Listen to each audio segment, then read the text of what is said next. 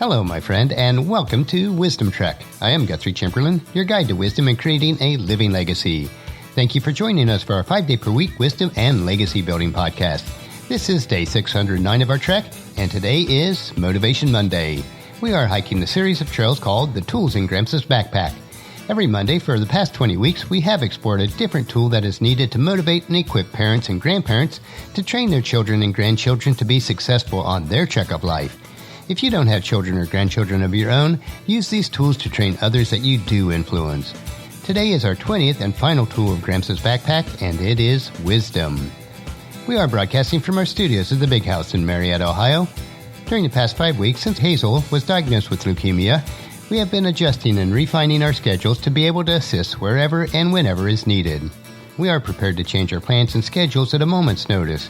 If Hazel needs to be taken to a hospital or the other 3 grandchildren need to be taken care of, we are on call and ready.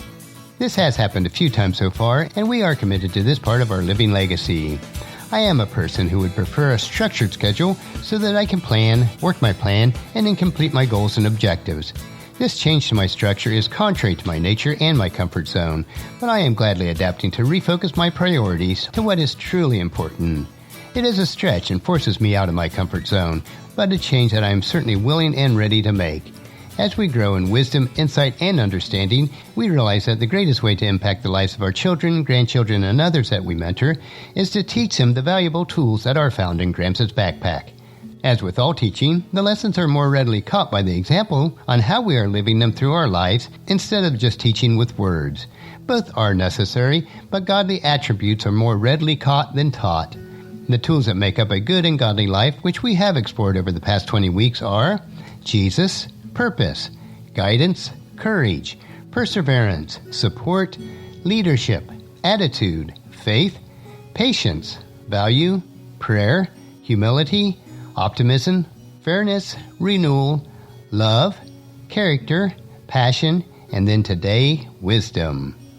If you've missed any of the past Monday treks, it would be wise to go back and explore these tools from Gramps' Backpack. Well, let's focus on wisdom today. If we are going to teach wisdom to our children, grandchildren, and others that we mentor, we must be wise ourselves. How passionate are you to obtain wisdom? Just as King Solomon taught his children, we need to follow the teachings that are found in Proverbs chapter 2, verses 1 through 8. My child, listen to what I say and treasure my commands. Tune your ears to wisdom and concentrate on understanding. Cry out for insight and ask for understanding. Search for them as you would for silver. Seek for them like hidden treasures. Then you will understand what it means to fear the Lord, and you will gain the knowledge of God. For the Lord grants wisdom, and from his mouth comes knowledge and understanding. He grants a treasure of common sense to the honest. He is a shield for those who walk with integrity. He guards the path of the just and protects those who are faithful to him. Wisdom is one of the most important character traits that we can teach others. But what if you don't feel that you are wise enough yourself to be able to teach others how to be wise? Let's look at my personal example. Even though I have studied wisdom principles all of my adult life, I still feel that I lack wisdom in so many areas of my life. The book of Proverbs is referred to as the book of wisdom. So if you desire to gain wisdom, then continually studying this book of Proverbs should become a habit in your life. And that is the reason why I read a chapter in Proverbs each day that corresponds to the day of the month. I established this habit in my life as a young adult, and I have practiced it ever since. And I have to tell you, I never grow tired of reading and rereading Proverbs. Just one chapter a day provides a rich bounty of wisdom for each day. It only takes 5 to 10 minutes each day, but the seeds of wisdom are planted into my mind each day produces a bountiful harvest of wisdom throughout many areas of my life. I do read it from different translations at time to obtain a fresh perspective of this book of timeless wisdom. And even with this habit of daily reading a chapter in Proverbs, I still feel that I have so much wisdom to gain. So the question is, where should you turn if you feel that you lack wisdom? The answer has to be that you need to turn to God and His Word, who is the author of all true wisdom. Jesus' half-brother James tells us in his letter, chapter 1, verses 5 through 8, if you need wisdom, ask our generous God who will give it to you. He will not rebuke you for asking, but when you ask Him, be sure that your faith is in God alone. Do not waver, for a person with a divided loyalty is as unsettled as a wave on the sea that is blown and tossed by the wind. Such people should not expect to receive anything from the Lord. Their loyalty is divided between God and the world, and they are unstable in everything that they do. We do see that there are stipulations that we need to follow to obtain wisdom, but it is well worth the prize. We must have faith in God alone and not be divided in our loyalty to Him. Later in the same letter, James informs us of what wisdom from God should look like in our lives, and that is found in chapter 3, verses 17 and 18. But the wisdom from above is first of all pure. It is also peace-loving, gentle at all times, and willing to yield to others. It is full of mercy and the fruit of good deeds.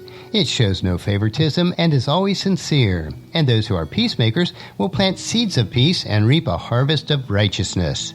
So let me ask you another question.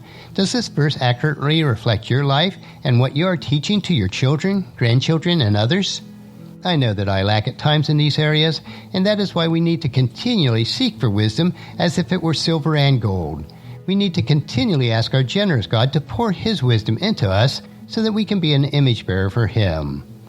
With these thoughts in mind, we will conclude our trek for today and close Gramps' backpack. But before I do, I will pass this tool of wisdom on to you. Once you have this tool in your backpack, it is up to you to live a life that is filled with wisdom and reflects wisdom to everyone that you meet. It is up to you to demonstrate and teach wisdom to your children, your grandchildren, and others that you mentor. And that means living wisely with every decision and choice that you make, and it needs to be reflected in your life every day. Wisdom needs to become part of the very fabric of your life, and it is then that you'll live a rich and satisfying life that is available to each of us.